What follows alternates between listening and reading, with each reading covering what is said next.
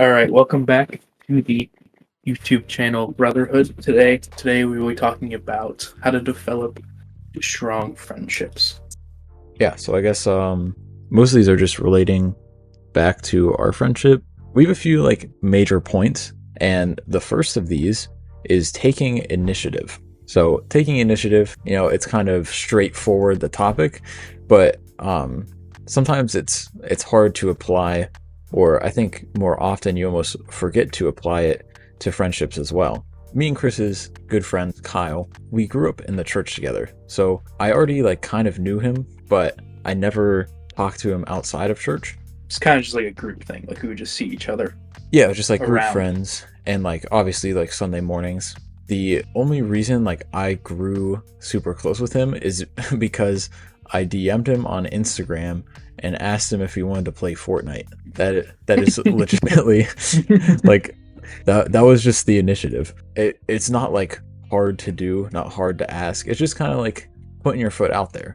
Cause like after that, I remember we probably like played together for like every day for like a few months. It was just like an instant click. Yeah, it's just a small thing. My mom always told me like making friends is the easiest thing. It's keeping them that's hardest.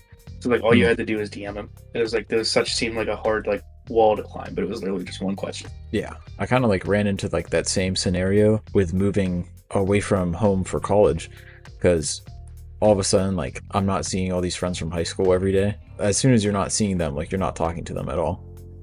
Yeah, And a lot of those, all it took was like a simple text just saying like, hey, you want to call and like catch up sometime. All those are like, yeah, absolutely, like I've been meaning to text you or like something like that. And it was just initiating that first step that allowed it to happen. yeah. I feel like all of us are kind of in the same boat where it's like you want to reach out to people, but you don't know if it's cool or it's like if you're still cool with them or Yeah. stuff like that. It's like you just got to break past that barrier to like get cool with them again. Yeah, because it is kind of like, I don't know if calling it a risk is like the right thing, but like you're putting yourself out there, like you're kind of Yeah, exposing yourself by making the first move. But at least with my experience, it's I've never like had someone reply and say like, heck no, like stop talking to me or something like that. It's like always been something positive and like a reconnection. Another way you could take initiative is doing more stuff, like kind of leaving your comfort zone. So me and Chris were in the same homeroom in middle school. yeah, I remember that. Yeah, quite the experience. I'm sure we have some good stories from that we could share later on. But the thing is, we somehow had to go from just being those two friends who like connected in homeroom to where we're doing stuff outside of school, like hanging out and like everything that we do now. So for me and Chris, I think it went from like seeing each other on Sundays and like kind of like same as Kyle, like we're just in church together. Clearly, I don't remember exactly how it happened, but there had to be some step that we took, either me or Chris asking the other if we wanted to hang out sometime. And like specifically, we started going to the gym together a lot. I think that's when we Yeah, like really started to grow closer. Something about those like that late night vibe, it just like hits different. for sure. I feel like it's your most vulnerable state because we're both like it's the end of the day. We're both tired. Like we talk about our whole days together just at the gym. Yeah, it's just comfortable. It feels like nothing else matters when you're at that time. And that point transitions perfectly into main point number two. It is also very important to build strong friendships by being vulnerable with one another. You really can't be like a super strong friendship if you're talking about surface level stuff all the time. I don't know, it's just kind of like self-explanatory. Like you need to know each other inside and out to a degree. So I think a big part of this is letting others see your authentic self. I'd like to think I'm not a big like culprit of this, but we like to create this persona that's almost more than who we are, or we want to try to project ourselves as being cooler than we are. But I think you can't like hold up that act forever. Yeah, no, And so to really form that connection, you just need to let them see who you are. And if they don't like that, then they're probably not a good person to have as a friend. And so one of the ways that we really grew close, specifically, I can remember a few instances of us just like talking at sheets super late. We just wouldn't be as close as we are without like those experiences. for sure. There's like even stuff like what'd you do today, and then like that just transition. Like it'd be like a 45-minute talk, and like somehow follow to like how you felt that day and like why you felt that way. Yeah. It's just like anything can lead to anything. Like if you just have something on your mind, it'll just naturally come out when you're at that point of trust. Obviously, all these like tie in, and that's just like the account of vulnerability. All right, and then the next topic, which is our third topic, it's just a little acts of generosity, which can be like little things or huge things, like the late night talks at sheets. Like if Davis like forgot his wallet or I forgot my wallet one day, just pay for someone each other, then they get you back the next time.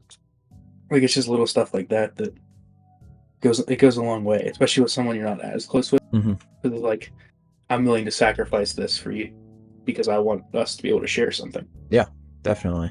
I think we also do this. This is more like case specific. But since we go to the gym together, sometimes he'll ask me for pre-workout. I could be that guy and just like say no. And I mean like pre-workout isn't like expensive, but it's still something. Enough for it to be a problem. Yeah, and it's just like kind of going out of your way to like get another shaker cup. I've done the same thing to him, especially over winter break because I've written out a pre-workout. Every time. Yeah, but it's small stuff like that. This doesn't just have to be investments of money. Obviously, that's probably one of the easiest examples that comes to mind. But also, you could just be generous with like your time or your effort. So simply having time to hang out with people is a generous act, especially when someone has like a lot to get off their mind. Sometimes it's best to just listen, and you're being generous just by listening to them because you're giving them your time.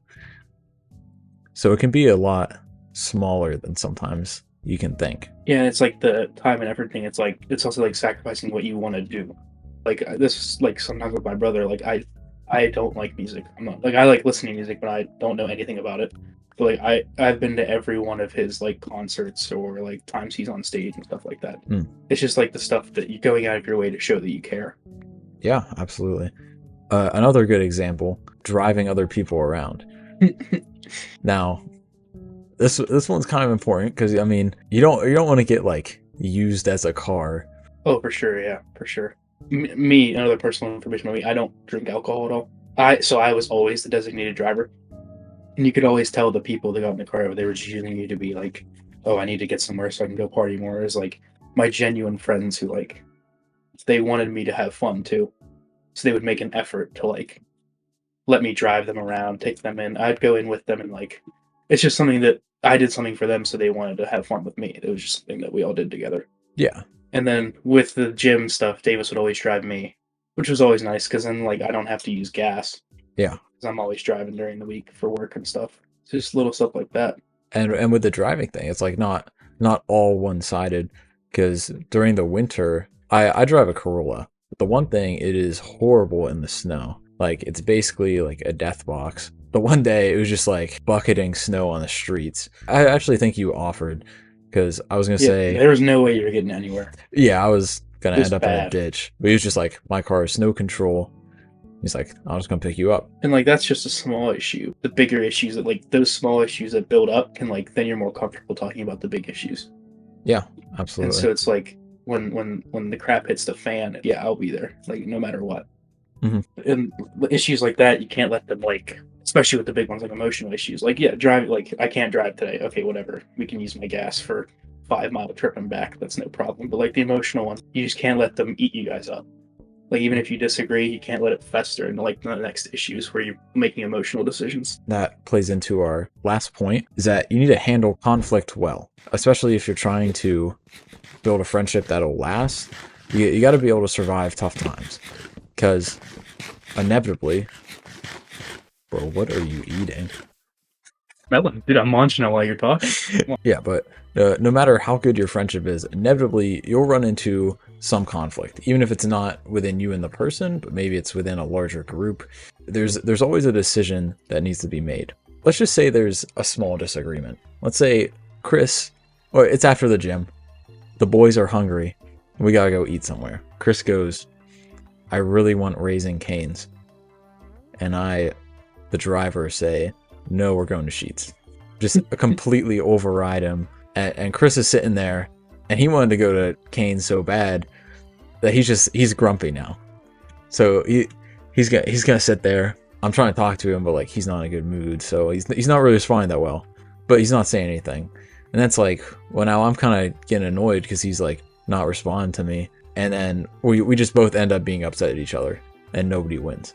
And that's clearly not what you should do. That's kind of a silly scenario, but there's something that could be taken away from that. I feel like it's kind of a guy thing, but a lot of issues just disappear overnight. I feel like we don't have to like talk through every small disagreement that we have, which is sweet. But I think some things would need to be addressed, especially if they're serious.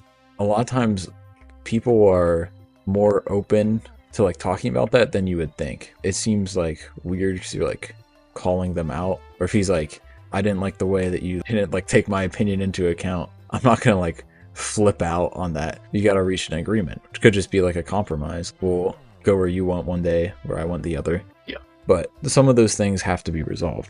Yeah, I mean, it's different relationship, but kind of the same thing with my girlfriend. Like, it's still like a friendship. We need to be able to be strong together. And like we'll have like a miscommunication. Like she's gone a lot for, she plays a sport, and she's gone because she's committed for a deal in school for it. So she's gone almost every weekend in different states and stuff. And so like we're both very emotional people.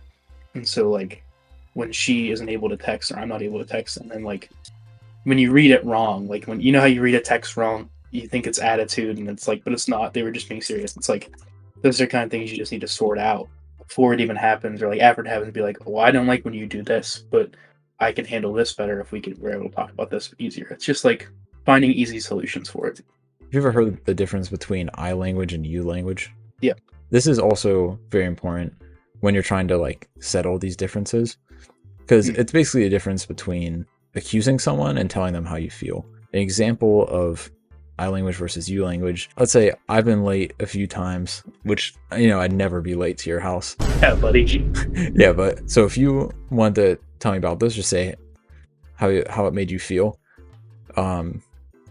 If you used you language, you'd say like, you're always late. You don't consider my time valuable. You're a bad person. That's like you language, and it's very you don't care about me. I'm not one of your priorities. Something like that. And so I would hear that, and I'm obviously offended, and so I'm not going to respond to that well, and it's not going to be a productive conversation because I'm immediately defensive because I feel like he's attacking me. I language would be like, I feel disrespected when you show up late, and to that it'd be like most likely a better response. Oh, I didn't know it made you feel that way. Taking your feelings into account, I'll make a change or make an effort to be better. So it's also important that you address those things with gentleness and not with accusation. Yeah, and the next topic is with other friends. I had a best friend. We were friends since kindergarten. Yeah, it was always like, we had the friend group. It was always Davis and Kyle because they were closest, and then it was me and my friend at the end of the day. Not too long ago, probably 2 years ago, 2.5, he just left us and like ran away from home. The thing was, he wasn't comfortable with like talking to me about it. And so when he left, it was kind of just like left me by myself, which I still had Davis and Kyle, but it was a little different because they were always together, and then I had no one kind of. Once I opened up to Davis about that and told him about it, he kind of like welcomed me in closer with him and Kyle with open arms. It's just like being there for each other at the end of the day. We go back to the other steps. Like we keep mentioning how they're all connected. Chris like took initiative by like leaning on me when he and that friend like kind of pushed apart. He could have just like fully dipped. He had a choice where he could either take the initiative, see how we would react, or he could have just like left and done his own thing. All right, just to recap our main points. They were to take initiative, so reaching out to people, being vulnerable with others, letting them see your authentic self, acting with generosity with your time, your effort, and maybe even your money, and also handling conflict well within your friendship and with those around you. Thank you guys all for watching. Hopefully you can apply this somewhere in your life, and we'll catch you in the next one.